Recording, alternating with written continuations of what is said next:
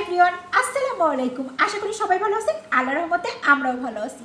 যেহেতু ইফতারের পরপর কোনো না কোনো কিছু মাখা করে খাই, সেটা কিন্তু আপনাদের সাথে প্রত্যেকদিন শেয়ার করি। আর সেই অনুযায়ী আজকে একদম কাঁচা একটা বছরের প্রথম আম নিয়ে আসছি। আর এই আম মাখাটা আজকে আমরা সবাই মিলে শেয়ার করে খাবো। শুধুমাত্র একটা ছোট আম প্রাইস পড়ছে 95 টাকা। ভাবা যায় এখন কত পরিমাণে দাম কাঁচা আমের। তার কারণ হচ্ছে এখনও কিন্তু ভালোভাবে কাঁচা আমের সিজনটা হয় নাই। চলেন তাহলে এখন চটজলদি মাখা করে ফেলি। আমরা খুব সুন্দর করে মুখটা কেটে ধুয়ে পরিষ্কার করে নিছি। এখন হচ্ছে আমের কিন্তু আমি সুগলাটা ছাড়াবো না, কারণ হচ্ছে একদম খোসা শুদ্ধ রাখবো, যেহেতু বছরের একদম প্রথম আম। এবং হচ্ছে আমের কিন্তু ভালো করে আঁশও আসে নাই, এই যে আটি টাটি হয় নাই ওরকম।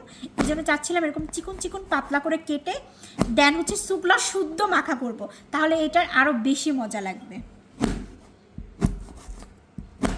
আমগুলো আমার খুব সুন্দর করে কাটা কমপ্লিট হয়ে গেছে। পিস পিস করে সুন্দর করে কেটে নিছি এবং খোসা শুদ্ধ রাখছি। যেহেতু কচকচে আম এবং বছরের প্রথম আমটা, তাই ভাবলাম একদম খোসা শুদ্ধ মাখা করে সবাই মিলে একসাথে বসে খাবো ইফতারির পর আর কি। একদম ইফতারির পরে কিন্তু একদম হালকা টক টক সব কিছুই ভালো লাগে। সর্বপ্রথম দিয়ে দিব হচ্ছে আজকে কাসুন্দি।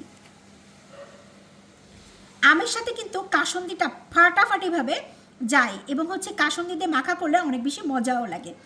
আমের সাথে আমি এবার একটু কাসুন্দিটা পছন্দ করি। তারপরে দিয়ে দিব হচ্ছে মরিচের গুঁড়া, তারপরে দিয়ে দেবো হচ্ছে সাদা লবণ, তারপরে দেবো হচ্ছে ভিট লবণটা, আর একদম অল্প একটু মানে ধনের পাতাটা দিব, একদম সামান্য পরিমাণে দিব, বেশি ফ্লেভার না, হালকা একটু ধনের পাতার ফ্লেভার থাকলেই হবে। তারপরে দিয়ে দিব হচ্ছে সরষের তেল। সরষের তেলটা দিলে আরও বেশি মজা লাগবে।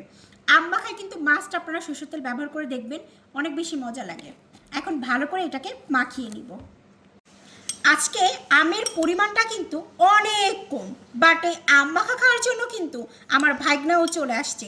যখন ওকে ভিডিও কলে দেখালাম যে বাবা আজকে কিন্তু আম মাখা করে খাবো, ও বলে আন্টি আমাকে রেখে কিন্তু একদমই খাবে না, কারণ ও প্রত্যেক দিন ভিডিও দেখে আমাকে বলে তুমি এইটা সেটা মাখা করে খাও, আমাকে একদিনও ডাকো না। তাই ও আমাকে বলছে অনেক বেশি স্পাইসি করে মাখাবা, এই জন্য আজকে অনেক বেশি স্পাইসি করে আমটা মাখা করতেছি।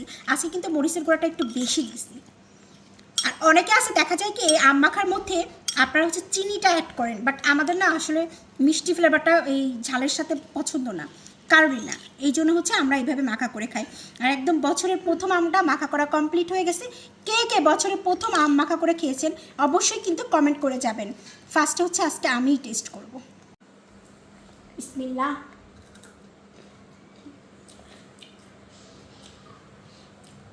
আমি না মানে ভাষা হারাই ফেলছি, এত পরিমাণের মজা, মানে অস্থির লেভেলের মজা। এখন হচ্ছে টেস্ট করাবো আমার ভাগনাকে দিয়ে। এখন হচ্ছে আমার বাবাজান টেস্ট করে বলবে যে কেমন হয়েছে। ও প্রত্যেকদিন ভিডিও দেখে আর বলে, বাট ও কিন্তু মাখামাখি অনেক পছন্দ করে।